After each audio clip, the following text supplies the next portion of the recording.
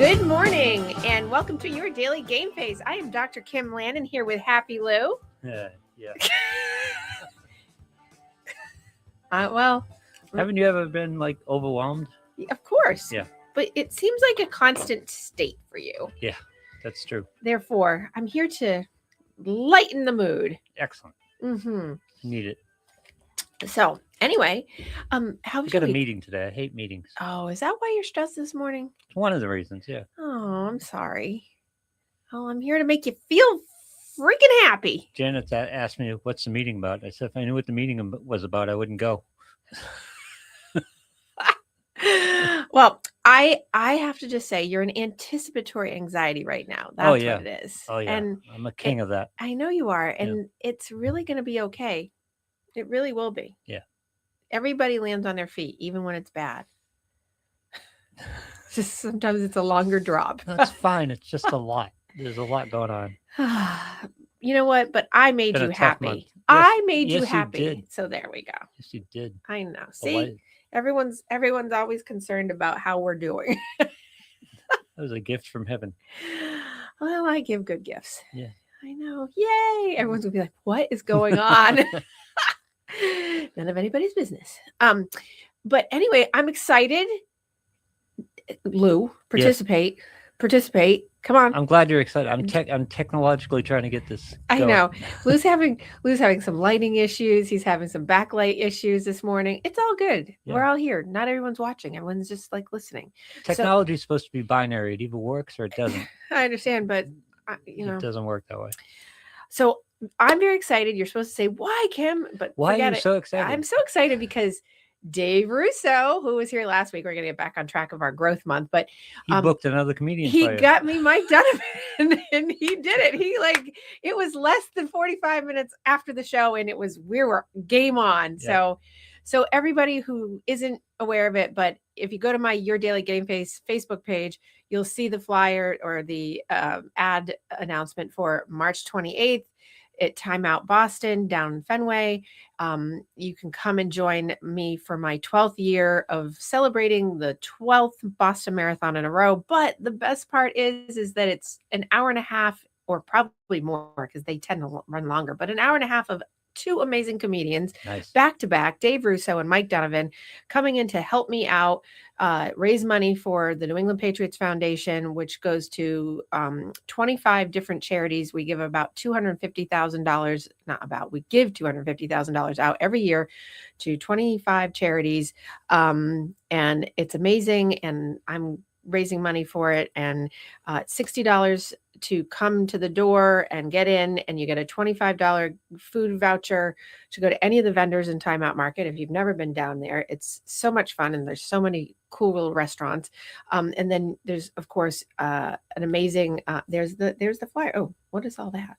It's just I had to put the page up. Okay. Well, there's all kinds last minute adjustment. Okay.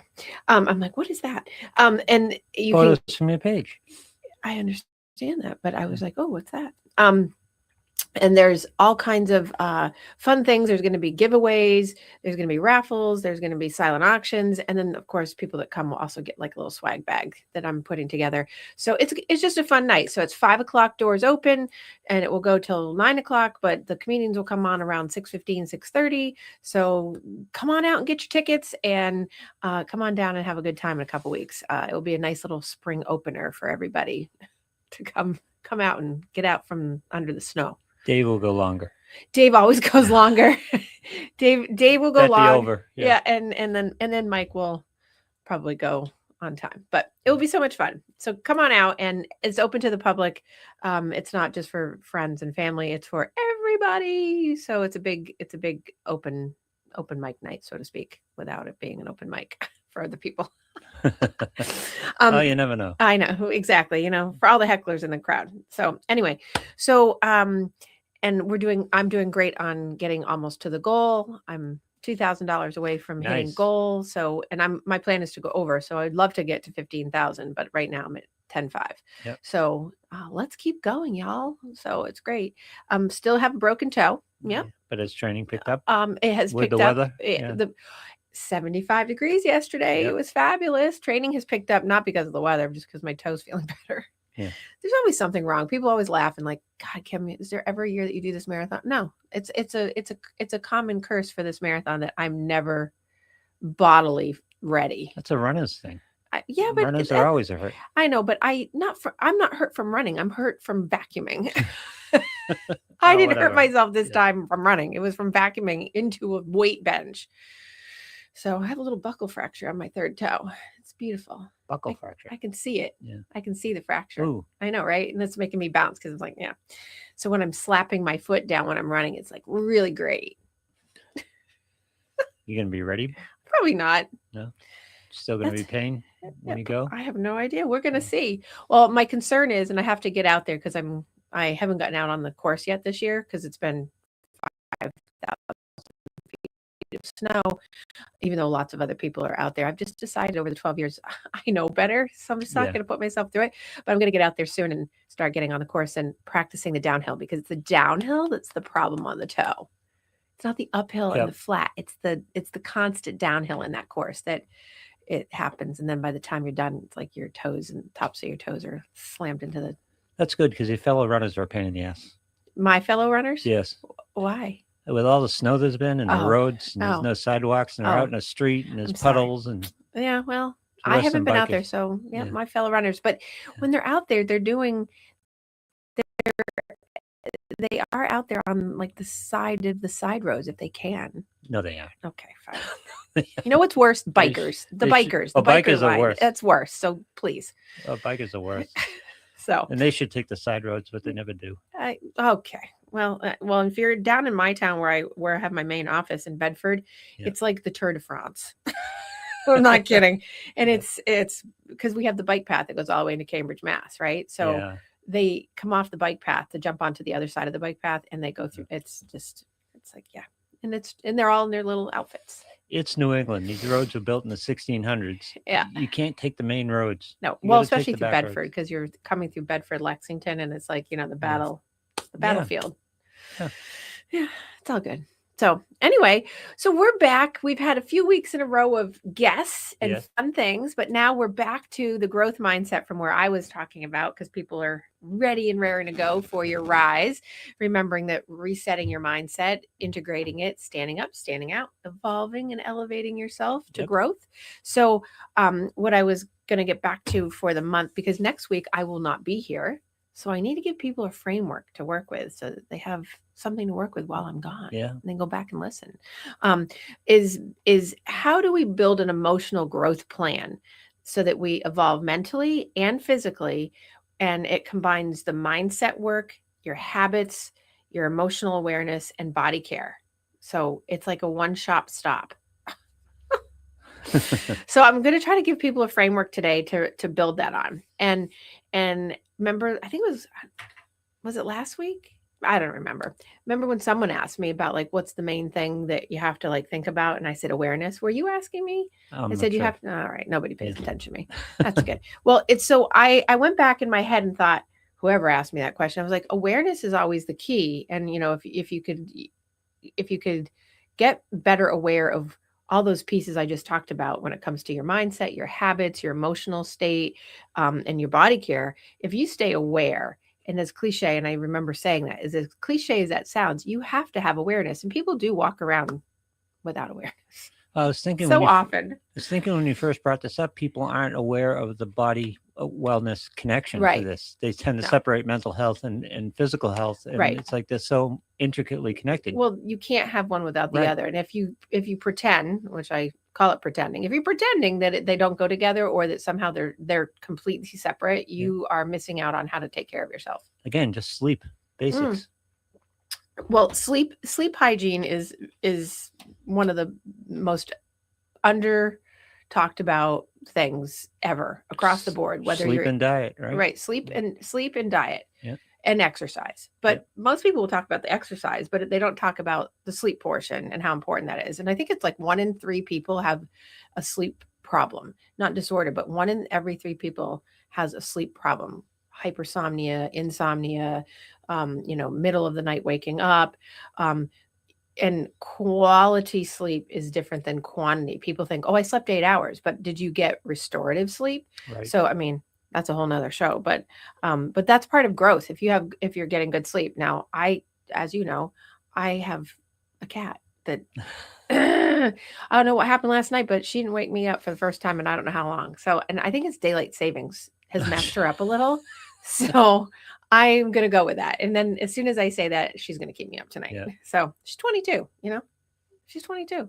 Well, the 17-year-old too. I'm getting ready to put a diaper on her. Oh, that's a whole other story. Yeah. So, listen, don't you start. I have two. I know, but don't you never talk about them because they don't exist in life. Oh, they exist. I know. Listen, you are there to serve them. So just remember that. Okay. So back to self-awareness. Let's stay aware here. Let's stay aware. Okay. So I'm building a framework for people. So start with your awareness, and to grow emotionally, you have to understand yourself. So let's take awareness around daily habits. I know we've talked about this many times, but here's the framework for the time I'm gone. So what you're going to do is you're going to take 5 or 10 minutes, and people I know don't always like to journal, but take 5 minutes to just, even in your notes in your phone, to just put down like, what emotions did you feel, when you woke up, or what are you, or you can do it at the end of the day too, but this is just a daily habit to pick up. Like, what emotions do you feel? What's triggering them? Good, bad, or indifferent, doesn't matter. Like, it doesn't always have to be bad, right? And how are you responding, right? So there's like a 3-step thing. It's like, here I feel great. What triggered it? Well, I have excitement coming in my life, right? I'm giving something positive here, and I'm responding by being more motivated and doing more things, right? There's one, right? Now we can take a negative one, and it's like, okay, I feel really upset today, or I feel really stressed out and overwhelmed. And what's triggering it? Well, I've got this anticipation for this meeting that's coming, and therefore I'm responding poorly. Yeah. Right. So you're having better awareness of like that process, right? And you have to name your emotions, and people often will just say, I'm fine. Yeah. You really have to name things like anger, overwhelm, sadness, happiness, joy, excited, envy, jealousy, whatever it is. You really have to be specific about these things, because that's the work. That's the processing. Yes, because that's the awareness piece. Yeah. When you just glaze over the question, how do you feel, and you don't give a full aware response, you're doing yourself a disservice, because you're shortchanging yourself. You're also sort of blocking. You're burying it. You're burying, you're stuffing, and you're blocking the whole process from even getting off the ground, which is why I say we have to start with awareness, and awareness in what you feel and what's causing that is super important. People will just glaze over like, well, it's just because this stuff is going on. It doesn't really matter. I can't tell you how many times I've had clients tell me, well, this happened, but we don't have to talk about that because it doesn't matter. And I'm like, no, let's go back. And then all of a sudden I unpack it a little, and they're like, oh, I never realized that. I'm like, yeah, exactly. Right. So, or if they have, they've stuffed it, right? They've dampened down and said, oh, it's not really that big of a deal, and that's not really what's causing it. And like, yeah, it probably is. And that's why people will say to me, I don't want to go back in my history and talk about that, because it really has nothing to do with what's going on now. That's like saying the mind-body connection doesn't exist. Right. Like, your history is what makes you who you are, and how you respond, and how your awareness is. So you have to really go in and do that. So in the morning, take 5 minutes to journal, or to just think about, what emotions are you feeling? What's bringing them up? And how are you going to respond to them? And oftentimes the glossing over that, or the burying it, is what's causing the stress, more so than the thing itself. Mm-hmm. Exactly. Yeah. So in that particular case, it's like, you have to say, what's draining my energy? What in that scenario? Is it because I'm stuffing it? Is it because I'm not talking about it? Is it because I'm avoiding it? So you have to figure out what's draining my energy around that, and how can it be different? What do I need to change in that to make it feel different? How can I be more fulfilled, for instance, like in that instead? If you take something from like the whole day process, like at the end of the day, you're going to ask yourself, because I would say, Lou, you're going to ask yourself, how do I respond to this versus how do I react to this? So we have to stay in response mode versus react mode. Okay. So, and that's just by being aware, like taking that moment. That's the next part of the plan, is right. Taking the pause, being able in the moment today in your meeting is being able to just take the pause and a slow pause of like, okay, absorb it first before you respond to anything. Yeah. Because it will make it better for you. Do you see the background? I do see the background. Yeah. I'm just making sure you see what's going on behind me. I'm like, this is because I can see it. Our Chromecast is. I'm laughing because I can see dead. it, and I'm not watching screen, but I'm watching the window, and I can see it behind me reflecting back through the window. Yeah. It's like pretty. It's very pretty. It's on your head. Apocalyptic sunset. Okay. Okay. It's my meeting this afternoon. Oh my God, you're so funny. Oh my God. So in the daily habit of doing that, if you could do that every day for a couple minutes, then you're going to do like a weekly reflection that's similar, right? So you're going to make sure that you do what I just said is like, what drained my energy this week? What made me happy or fulfilled? And what you're describing is a typical session, aren't you? Yeah, it's a session that you're going to do on your own. It's like a self session, because what it's doing is it's building your emotional intelligence on a daily basis. But everyone laughs at the how does that make you feel, but that's basically what we're doing. Essentially, without saying like, how does it make you feel? You're doing a self analysis of how to manage yourself and how to be in the world in a more present way. And people just don't do that. They get up and they start moving and they get into their anticipatory anxiety like you're doing. And that's how they live every day. And instead, it's like, have a 5-minute session with yourself and a daily check-in, create a habit of doing that, and then go ahead and do your day. And then at the end of the week, do a stackable win chart, or in your mind. I'm a big fan of like writing things down about these things, because it's good to see the visual, because then you can see your progress.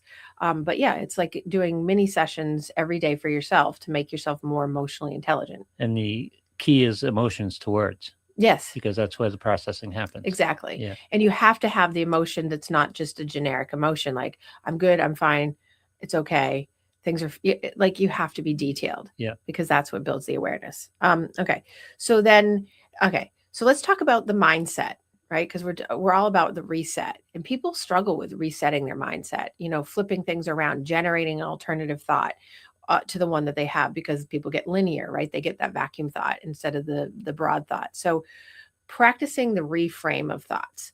So for non-technical psychology people, reframing means just taking the things that you're thinking about that are driving you down the one road that keeps getting you stuck, and taking that and being like, how can I generate another alternative thought, or another alternative to what I've been thinking that's not so sticky? And how do you do it? You flip it. Like, instead of saying I failed, it's like I am learning something. Yeah. Right. That's one of the biggest ones that comes up, is if I do it, I'm going to fail, or I failed. And it's like, well, because something isn't working out doesn't mean it's a fail. It means it's needing to be adjusted. There's got to be a pivot somewhere.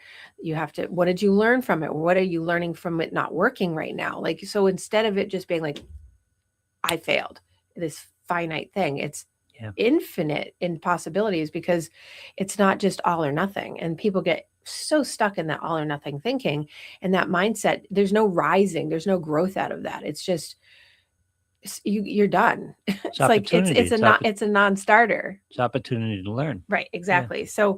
So I'm asking people to strengthen their mindset by replace reactive thinking, which is the all or nothing, with intentional thinking. So take your reactive thinking, which is that quick Eeyore thought, or it's all over, it's terrible, like it was terrible, like whatever. And with intentional thought, think, okay, how can I make my mind better about this? How can I strengthen this? Give it a boost instead. And so reframe the thought, or generate the thought that's different, or a couple different ways. You might have to write it down. I've had a lot of people using ChatGPT on this. People are so into AI right now. So I'm just putting it out there, because I know people are like, I'll just go to ChatGPT. That's all well and good, because it serves a purpose for like having someone help you. But the whole goal is to get you to start doing it on your own, so you can automatically do it. But if you need someone to do it, like I just gave it, if you say I have failed, instead replace it with I learned something, or what did I learn from that? Yep. So you're just generating something different. So you're practicing that. And then use the pause rule, right? Slow down. I often have people write little cue cards and put slow down, like in their bathroom, on the refrigerator, in their car. Because even though you're not reading it all the time, it subliminally becomes part of your environment, and it adjusts to your brain and the track of the neurology of your brain, and it just puts you into a pause moment.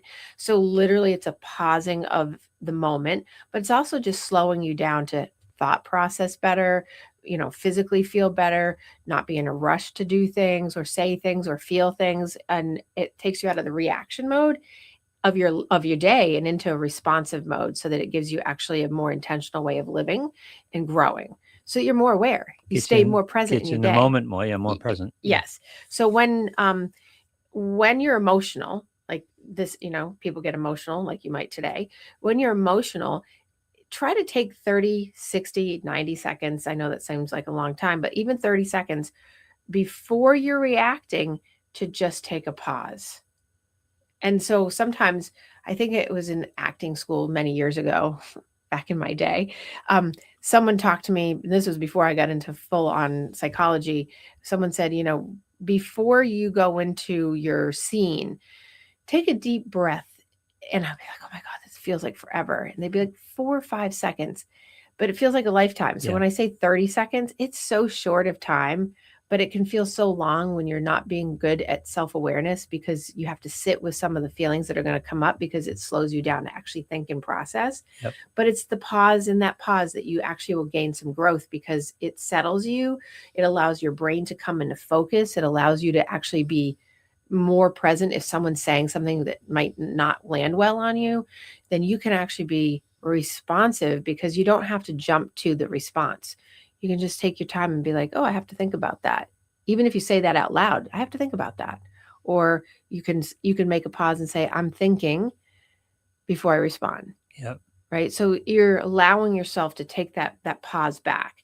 So you said it a couple of times, and it's so key. Get out of the reactive mode. Right. Don't react, respond.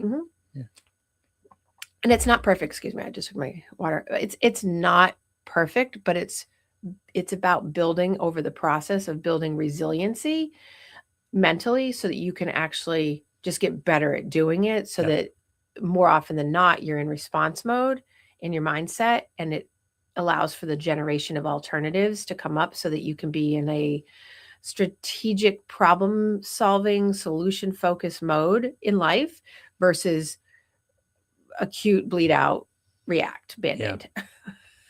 Right. So it's back in the fight or flight. Everybody lives in fight or flight all the time. Right. And so, and that, what does that do? That means your vagal nerve, your polyvagal system. That means your whole system that gets generated through emotional dysregulation is all out of whack, because you're always in fight or flight.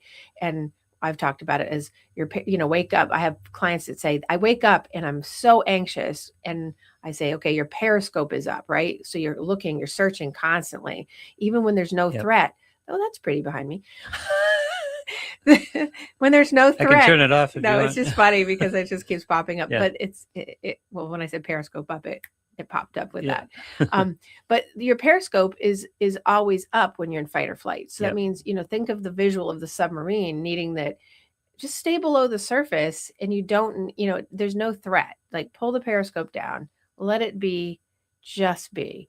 And it's so hard for people, because if you've grown up like in trauma, or you've had a lot of negativity, or you've been in you grow up with a lot of anxiety around you, and you've been trained to be an anxious person, plus you were born with it, you're always in that mode. That's the general anxiety of the disposition of most people that walk around these days.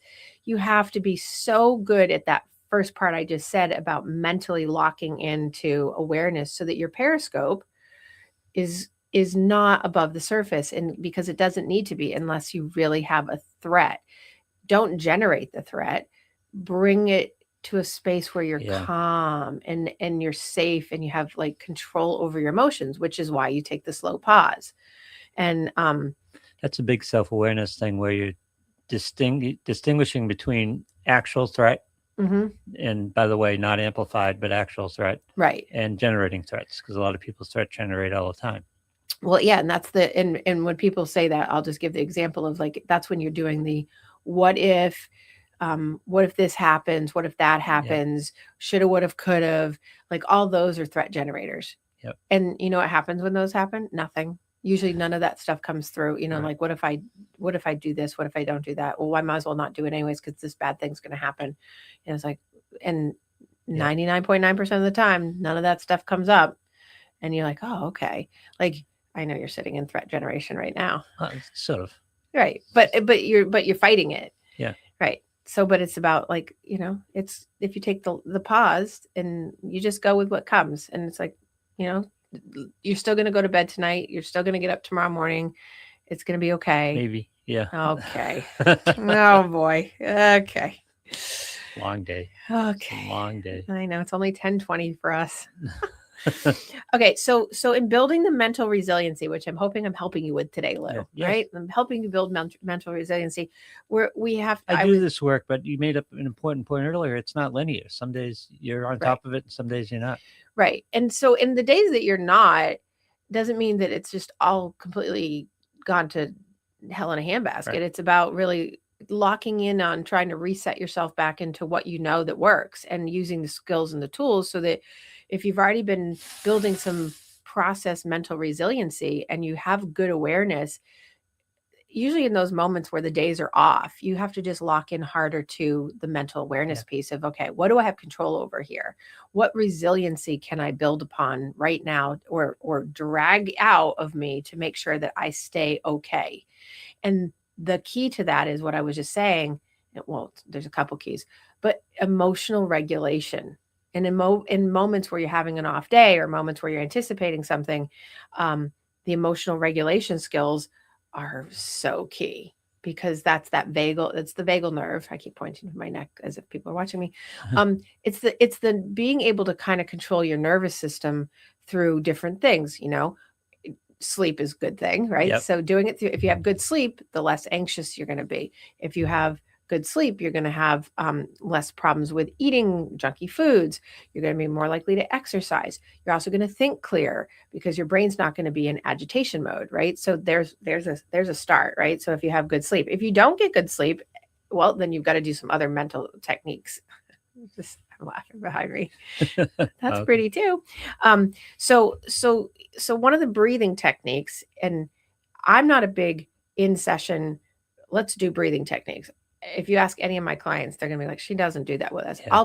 If people ask, I will, because breathing techniques come down the line when you do the awareness work and then you've done all this resetting of the mindset.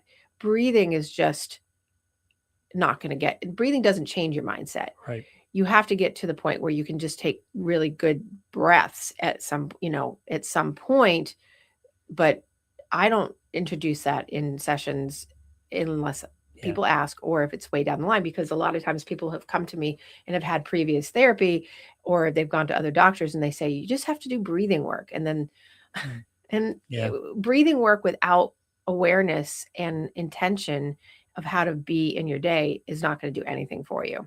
And I think that it's unfortunately what a lot of people in the clinical work just do. They'll be like, we're going to do breathing techniques. I'm like, yeah, well, that's good. But then you're just breathing. I can tell everybody to breathe in through their nose and out through their mouth and inhale 4 seconds, exhale 4 seconds, and think of a waterfall. But without anything else in context, it doesn't work, which is why people say, I don't want to do breath work because it doesn't work. Right. It doesn't work because you have to do all this other stuff. Right.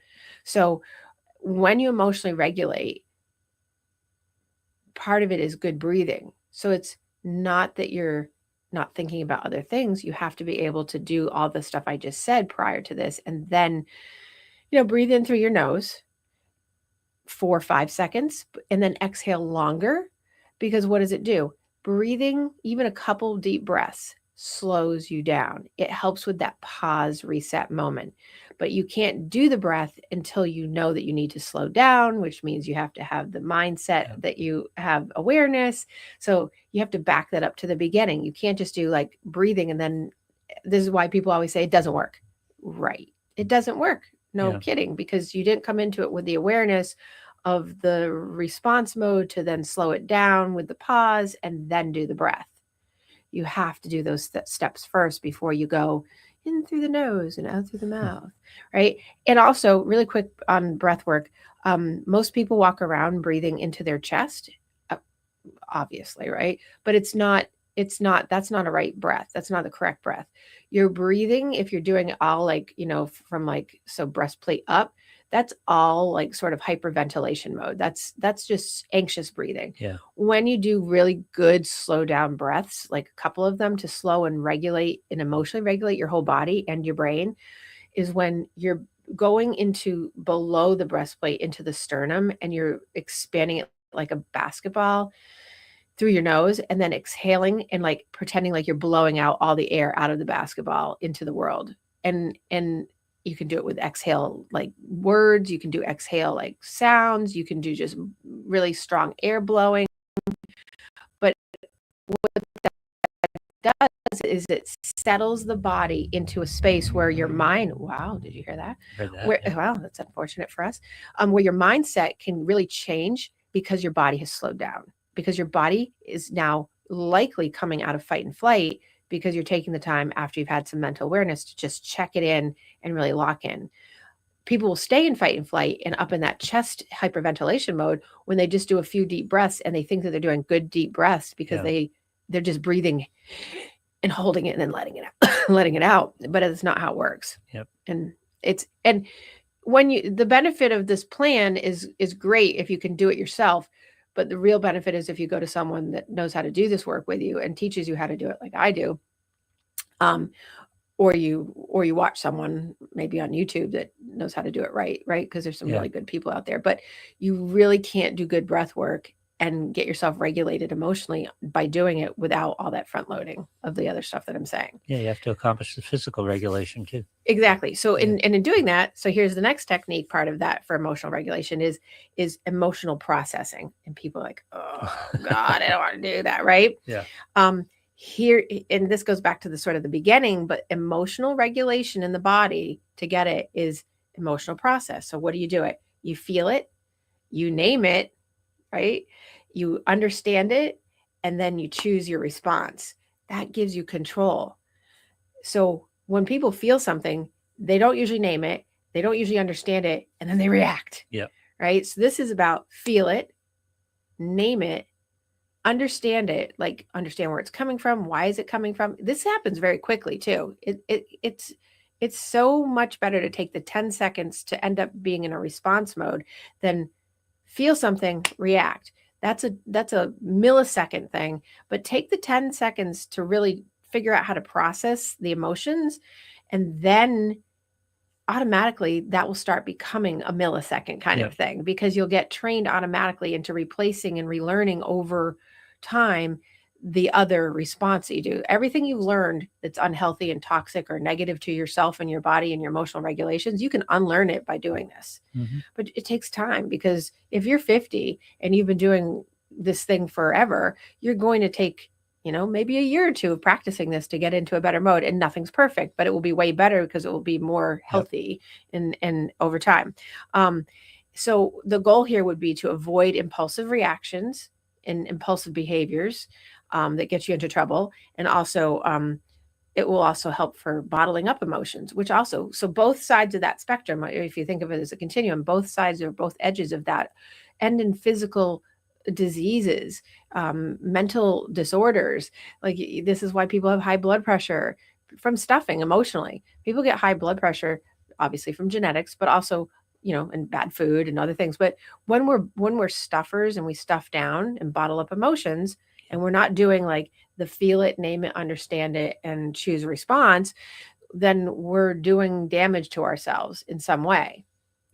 People end up eating more, end up with diabetes. Like, the chain of events that goes from the mind-body connection of this is so important for people to understand, because you're not growing if you don't stay in awareness to do this. So feel it, name it, understand it, and choose a response.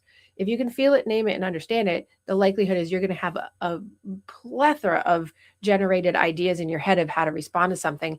And sometimes, and this is what I think a lot of my clients enjoy about this plan that they've been doing, is that sometimes no response gives them better outcomes, because instead of having to feel like I have to react to that, instead it's like, what are you going to do? What's the end goal of that? Because if the end goal is that you just want to be heard, okay, as long as you're okay with that. Yeah. Right. You know, if your goal, like many people's goal, is that I feel it, I name it, I understand it, and I still react. Well, if your goal is to do that because you want someone else to change and either agree with you or pat you on the back or what, forget it. It's not going to happen. I have a client that I'm working with forever that he constantly, he asked me the same question, I think, on a weekly basis. For years, he's like, why does she, his partner, why does she never like get it? And I'm like, because you're trying to change her. Yeah. And she doesn't want to change. And you're trying to prove to her constantly that you're right and that you're that, and you're not. And and well, there's that too. Yeah. You know, and so we have to process that, but he's into the feeling it, but not naming it and understanding it. He just wants to, he's in the right fight. And so the right fight is about winning and not understanding it and not knowing where it comes from. And even being right, not right. Right. Exactly. Yeah. Right. Yeah. Exactly. All the different types of right. Yeah. Right. Okay. So along with the emotional regulation, we have physical regulation for our mental health as well. So, your brain and body are connected, obviously. So when we do things like strength training, people are like, oh, here we go with exercise. But it's true. When you do like strength training, cardiovascular workouts, even if you do like, if you're not a big exerciser, go up and down the stairs a few times, pick up, 2-pound weights and just have them next to the TV and be like doing so basic. Do some stretching. People bypass stretching all the time. I've got a couple new people that are on this plan that have started working out, and they're doing 4 or 5 days a week, but they don't do any stretching because they're like, why? Well, because that gives your body the pause, and it also elongates your body to kind of sort of be open to like more strength and more flexibility and more building of like your whole body mind connection. So being able to do that as part of your daily plan, and even if you wake up in the morning, you do like that big stretch out in bed, that even if you do that for like 30 seconds to a minute, that's better than the nothing. Because if you sit all day, for instance, or something like that, right? So your strength training and your cardio are important. You should try to do strength training a couple times a week for 10 minutes. I ask people to do 10 minutes a day. That's, and if you are not good at that, you don't know how to do it, certainly find someone like me to help you, or go to a personal trainer. If you can't afford that, you know what? There's YouTube. Yeah. There's really good personal trainers on YouTube and on regular like Sling TV or any of those that have like, 10-minute shows that show you how to do it. So, I'm a very good person to find a reason out of people's reasons why they can't do things. Like when they say, well, I don't have any resources to get somebody to, oh yes, they're all there and they're free. And how many times has a client come to you when they've started doing some physical activity? Has it made a radical change for them? Oh, many times. And it's almost immediate. Many times. Yeah. When people are on board and they really do the plans that I give them, I have 18 clients right now. I keep track of like different types of clients. I have 18 clients right now that solely are doing like weight loss, functional medicine, like body mind change for their health and wellness, right? And that physical activity is such a game changer. And all 18 of them, minus 2 that had to do a flip because they were like, I'm not doing the exercise, right? Yep. They're all on board now. And the 2 that weren't initially, they suffered and they had what I call their physical wellness relapse, right? Because they gained more weight. They weren't following the plan, but the plan is part of what I've got going on, like what I'm saying here now, but for weight loss and mental health. But every single one of them either was already exercising and is up that game, or they weren't exercising at all and added it in. And just the amount of change in their life and how they feel is, I mean, they all talk about it in different ways. And the age range is from like 19 years old all the way up to, I think my oldest is like 71 doing it, 72, right? Like totally different. And it's a game changer. It gets you in the moment. It gets you out of the carousel. Exactly. For a while, it gives you time for yourself, and it's such a game changer. And people think of exercise as just exercise, not as it's a bonus for your body and mind. I always say it's not just exercise. We don't exercise just to exercise. Let's not make it like this dread thing. It's more about like, how is this going to change my mood? How is this going to build my confidence? And how is this going to give me more emotional stability? Because that's what exercise is. It's your emotional stability. It changes your mood. How many times have you gone and you've worked out and then afterwards you're like, oh, I'm glad I did that. Yeah. Right? Even though you're like, I don't want to go to the gym. I don't want to go outside and run. And then after you've done it, it's like your whole mind is different. Like your whole attitude is different. It's like when you have a good sleep. And that's why you say sleep on it, because the next day, the thing that you were whatever has changed.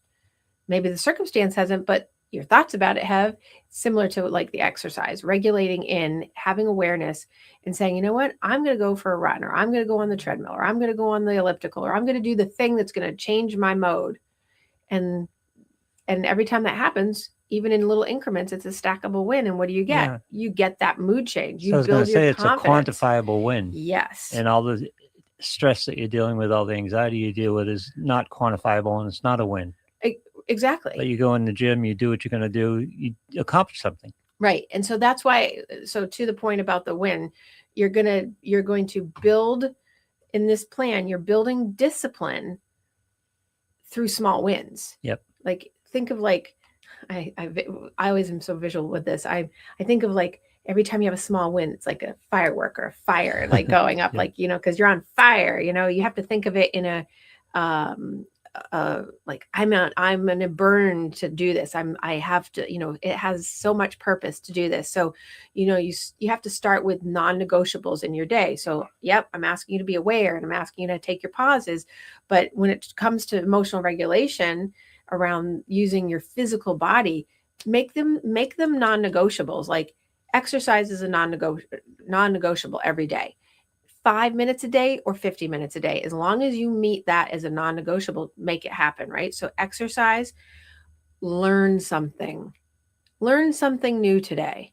That's a non-negotiable for me. I try to learn something new every day. Sometimes I learn way too much. Sometimes and sometimes it's a struggle to find something to learn, but try to learn. So my 3 non-negotiables are exercise, as you know, learning something new every day, and reflecting every day on the day.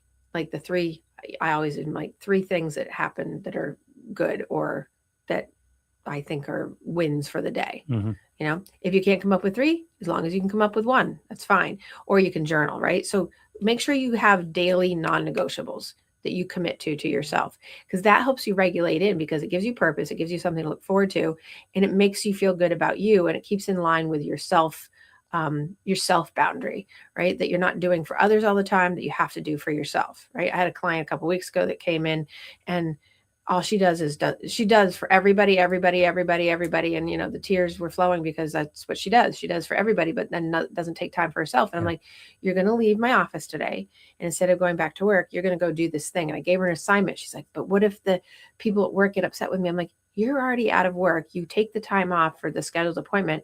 They're not going to know if you come back an extra half an hour late. They're just not going to know at this particular, some places would, but this, and she's like, oh, but what? I'm like, just do it. And she did it. And she was like, this was so good, because, but it was me giving her permission instead of herself giving herself permission, because it's that guilt and shame and, like feeling like she's doing something bad. God forbid that she'd do something for herself. I'm like, you just go do something for yourself. She's threat generated. What are they going to think? What are they going to think at work? Right. Exactly. So I gave her the out, but it was, because she could say, well, my doctor said I had to do this. So, and she ended up saying that to somebody, I guess that's what I hear. And that she ended up saying like, oh, I thought she said, I thought you'd be upset. And Dr. Kim said to go out and do this thing. And but I had to, show her that. But now she's generating some of it on her own, being like, oh, I can do that. But she processed the anxiety. Right. Yeah. Exactly. And it was like, oh, this is okay. So, so building the discipline of those small wins, and growth comes from being consistent.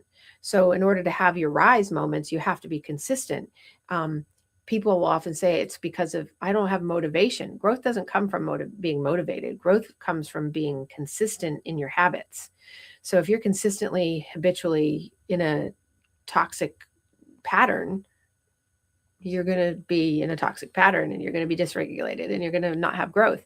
When you're consistently having your non-negotiables, building your awareness, being responsive, not reactive, and staying in that aware mode, you're much more likely to have like this emotional regulation and feeling of like, oh my gosh, I'm getting wins left and right. People are intimidated by this process because it seems so conscious and it seems so elaborate. Mm-hmm. When the negative patterns have been into a subconscious, and it's just been part of their working every day. So they look at the two as different, but after a while, if you start working these patterns, they become subconscious. Well, and that's it. And I think that's one of the most revealing things to people, if they really think about it and they're willing to do the work, is when you can get someone to really see that the amount of time that they have spent to get into the pattern that they're already in didn't come overnight. They built that pattern. And people think, oh no, it's always been like this. No, you built that pattern. Yep. You built it, you watched it, you reinforced it, you stayed aware of it in a way, you reacted, you did everything opposite of what I'm telling you to do now, but that's how you built that pattern. That pattern just didn't get born into you. You watched, you learned, and you integrated it. So what you did is you reset your mindset to the negative world around you, you integrated it. You didn't stand up or stand out for yourself. You swallowed it in, and then there was no evolving. Yep. You evolved into this toxic cycle or a chaotic loop, but you didn't actually do the rise. You did a fall. Yep. I'll have to come up with whatever FA. I'll find some. I'll figure that one out, right? Okay, I was in my stackable wins. I'm thinking, okay. This one's, speaking of, facing like discomfort or the uncomfortability of growth, right? Because people get afraid of it because they like what they know. You dance with the devil, rather than one that you don't, right? So I call that the growth zone. You're in the growth zone where the real, the E part of the rise, right? The real evolution happens outside the comfort. So again, the real evolution happens outside comfort. So this is the growth zone. You're facing the discomfort. So that means trying things that you fear. Remember a few weeks ago I said you're already courageous. Your confidence comes from taking the leap. If you're afraid of something, don't avoid it. Do it. Right? If someone wants to start a new business, someone wants, like, you got to, I'm launching a couple things in the next couple months that I haven't done before in a pure sense. Yep. I have no idea how it's going to be. I've already thought of I've got a plan B, a pivot plan, making but the goal is on it, making it work, even if I only have it start out small. But it came to me in the moment, back at this past beginning of January, all of a sudden, I'm why am I not doing that? Because it wasn't necessarily rooted in fear. It was more of the thought that I hadn't thought beyond the wall, so to speak. And I'm wait a second. So in a way, it was sort of a fear. It's I couldn't do that. But now I'm wait a second. Yes, I can. And it's weird because now that I've manifested it out in the world, how you buy a certain type of car and all of a sudden psychologically you start seeing it. All of a sudden I've been meeting all these people that are either divinely falling into my space or that are all related to somehow that, and they never were before. It's so weird how the thoughts world become works. Things. Yep, thoughts become right, and you are not your thoughts, but you can manifest stuff into your life, and it's just amazing. What you focus on tends to happen. Right? Positively and negatively. Right? Good, bad, or indifferent. Right? So if you think you can, you can. If you think you won't. Right? It's the same thing. Yep. So this growth zone is super important. So try things that you fear.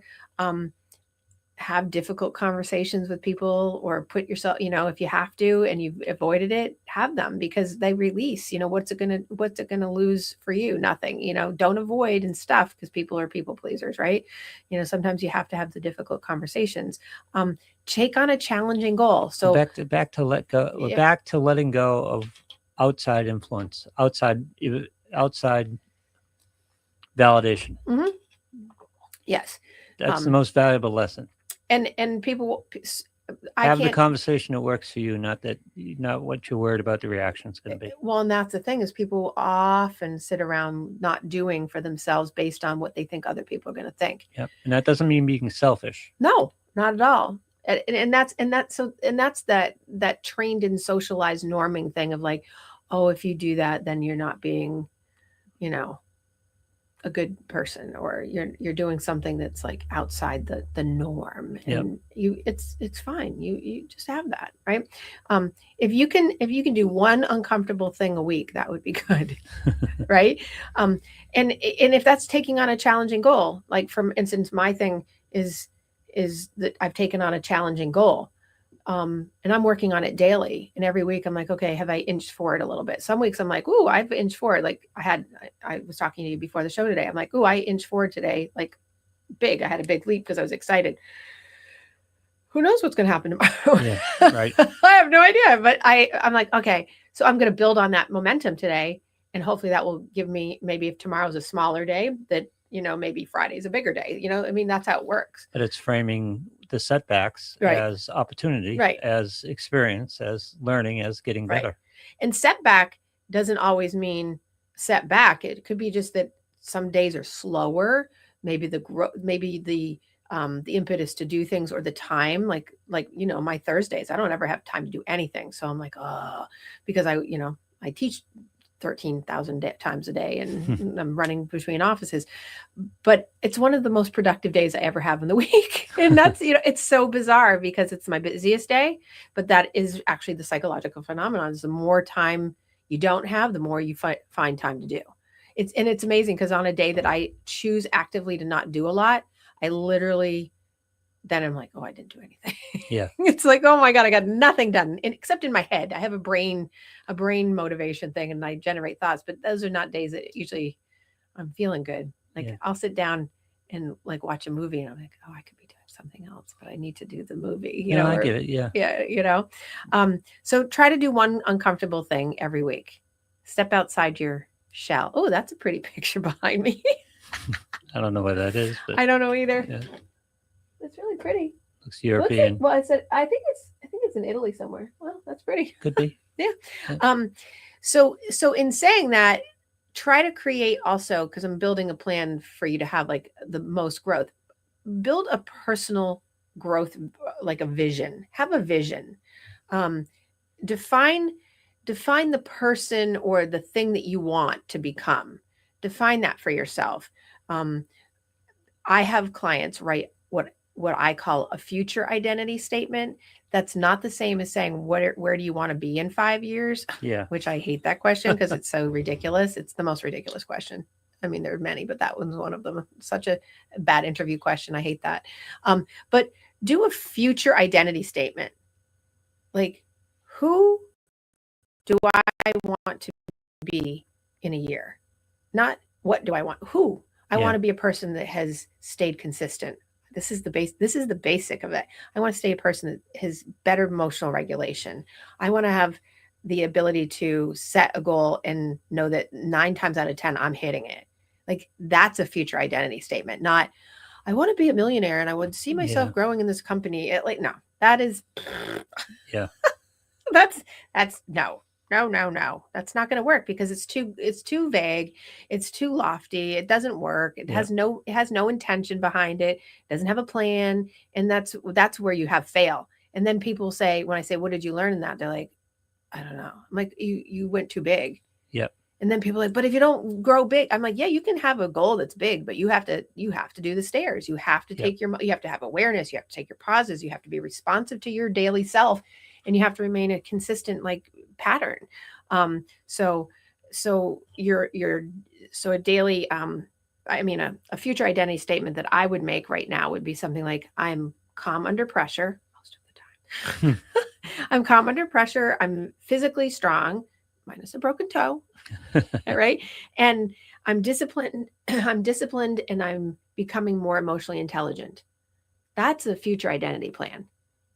Like, you build that physical, personal vision of yourself so that you're maintaining that. Now, and write that down, put it in a book, put it on your notes and put it in your car. Have a visual, very much about visuals because it changes the train track in your brain essentially to a new, better version of you. So as he said, that when you quantify it like that, it becomes subconscious. Right. You don't have to read that thing all the time. You just see the paper in the car, and it reminds you immediately that I'm strong. I am, Stuart Smalley. Remember him? Yep. I'm strong. I'm beautiful. I'm smart. Right. So, but as funny as it sounds, it's about being really serious. If you stay to this plan that I've given today and you break it down and make that personal vision statement, it's so important because you're constantly reminding yourself of that on it. And then on that vision statement, you take and you act that daily. If you are saying, I'm calm under pressure, did I act that today? Did I feel physically strong today? Did I work out? Did I stay disciplined to my habits that I've committed to myself? And did I learn something new and become more intelligent, both intellectually and emotionally today? Because I stayed that way, right? And you check in with yourself every single day and you say, okay, did I do that today? Am I that person today? Yep. And at the end of a month, you'll be like, oh my gosh. At the end of a week, it's amazing because if you can do that on a daily and then get to the end of a week and be like, oh my God, I did that. There's a new you right there. It's internal control as opposed to being at the whim of externals. Exactly. Most people live, in the whirlwind of externals. Yes. Right. And I think and yes, externals do influence, but they don't have control. Well, that's the thing. And I think such an important point is that people live in the externals have control versus they have influence and impact if you allow it. Yeah. Right. So if you don't allow it or you limit the allowing of it, because sometimes things do impact, but if you limit that, it works better. And so when we talk about emotional growth and having a growth rise plan, it's less about, I'm going to emphasize this so big. It's less about having big breakthroughs and this big thing, right? Which everyone's always like, yeah, I got to have this big thing. It's much less about that and way more about daily self-control and self-awareness. Personal self-agency, taking self-agency. And people are like, what does that mean? That's taking your own self-control and being in control of your mind, your body, your thoughts, your feelings, your reactions, your day-to-day, every kind of thing that you're doing. It's actually living. That's what living in the moment is. Having your hands on the wheel. It's having your hands on the wheel, not having like this crazy like feeling of like, well, nothing's in my control and whatever. Yeah. And that's how people walk around. That's why people are so anxious all the time, is because they don't put their hands on the wheel. They don't take responsibility for their own stuff. Everybody is into this, it's not my fault, it's everybody else's, or, lack of accountability. And it's like, okay, but you're waiting for this big, enormous thing to happen. But what are you doing to manifest it in your life? Because you're living in, and I call it with my clients, you're sitting in your shit. What are you going to do? Stop sitting in your shit. You got to take some self-agency here and have some self-awareness, daily self-control, make yourself a plan, commit to yourself. You're the most important person to have you be successful. Why are you waiting for someone else to do it for you? People don't want to take responsibility for their own outcomes. Right. And they also, they don't want to take responsibility a lot of times. And also people live in fear that if they do these things, what if they fail? So what? So what? So what? That's you learn something. You learn to pivot. That's where you learn to adjust and pivot. I mean, and you can say it's cliche all day, but when you don't get it right, if you don't learn something from not getting it right. I mean, come on. That's like, what a great, that's how you learn. Yep.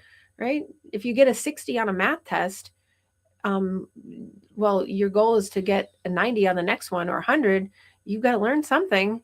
Right? There's something that happened there that you have to learn. I know kids get into that so much. They get derailed by that, and it's like, they're there to learn. That's exactly what we're here for. Exactly. So, or I have students now that, I have adult learners because I have like a graduate level like classes, right?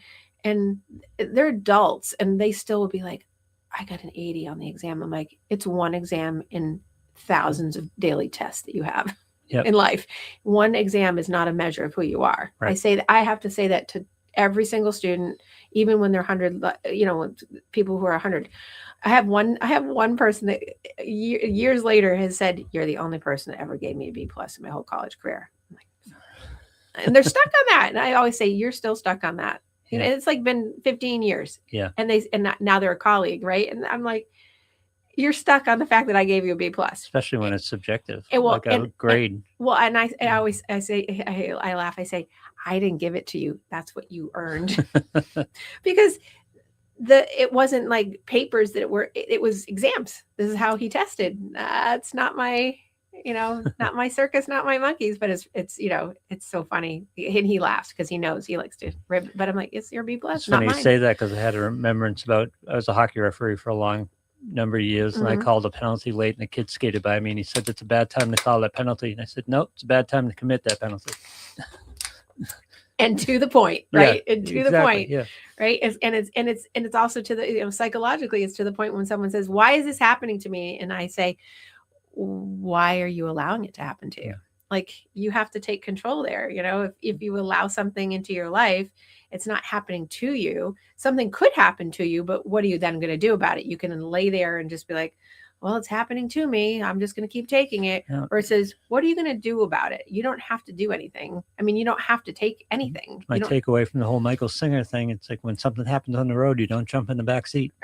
Exactly. Right? Exactly. Yeah. Exactly. That's what people do in life. They jump in the back seat, right. Take their hands off the wheel. Right. Yeah. And hopefully people can like visualize that metaphor, because that is literally that's what anxiety is you have your hands off the wheel going, it's happening to me. No, it's not. Yep. You're allowing it to happen to you. That does not mean it's your fault, which some people, this right. is like, it means that you have to have the tools to be able to check in with yourself to say, okay, how do I get better control over this?